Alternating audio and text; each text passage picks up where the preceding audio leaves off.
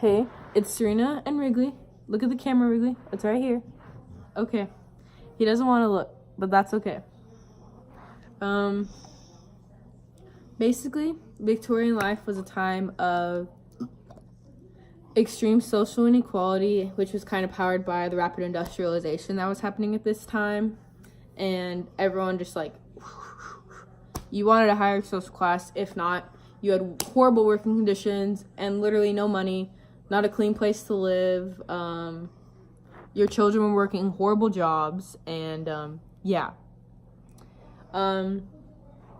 throughout our novel, our main character is Pip, and he demonstrates how important a higher social class was at this time. Pip is constantly doing everything in his power that he can to get more money, more education, better manners, anything that he needs to get a higher social class. And he hangs out with this girl Estella a lot, and originally it was just because he thought it was going to make him more of a man, as in that he would have better manners and education, that they would basically help him to get where he wanted to be. And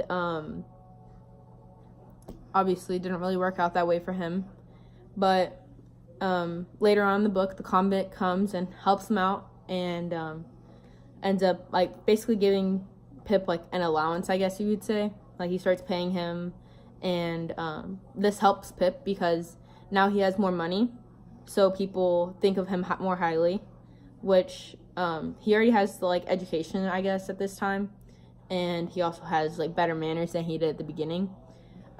Pip is able to move to Paris, and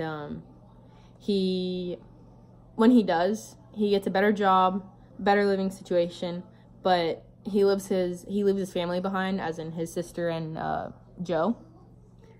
But yeah, I guess it's interview time for Mr. Wrigley's.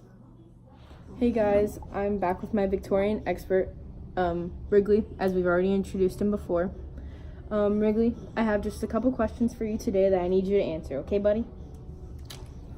First, Wrigley, I wanted to know what the typical living condition was for someone of the lower class and someone for the higher class of in the Victorian era. So basically, in the Victorian era, many people from the lower living class suffered from the results of a horrible sewage system.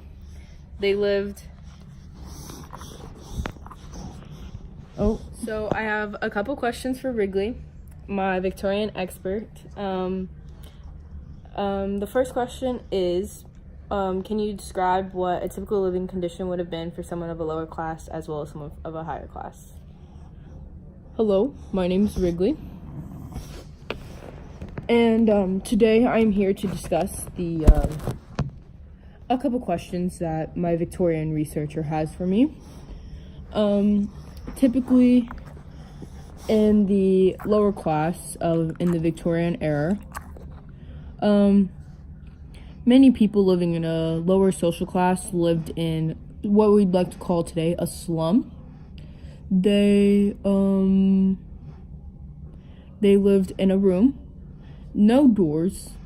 There were many people living in there, as well as human waste flowing throughout their corridors, I guess you could say, because of the horrible sewage system that existed. Many people of a higher class, they benefited from similar housing as we do today. The only difference is that they didn't have as effective of a sewage system as we did today, which many people of the lower class suffered from. All right, Wrigley, my next question for you is, how do you think someone of a lower class could have been affected mentally by just not being rich? I personally believe that someone of a lower social class, someone similar to Pip, and his situation is that they weren't satisfied with their life, but there wasn't much they could do to escape their life.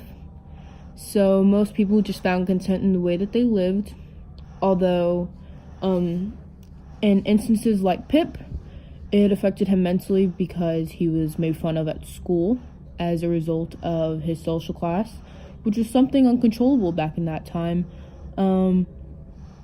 Personally, I just think it was a horrible situation that could have been taken differently. And yeah. All right. And now it's time for my third and final question for Wrigley. And that is, why do you think social class was such an important aspect of life in this time? Personally, based off my extensive research and expert knowledge, I believe that social class was an essential part of life at this time period because it helped you gain many jobs and many more opportunities, better living situations, and many other aspects of life that overall bettered your quality of life. I think that this is how people at this place in time were able to kind of separate themselves from others and make themselves feel more important, so to say, than other people, just like it is today in modern society. Well, Wrigley, I'd like to say thank you very much for coming on the show. My documentary / podcast.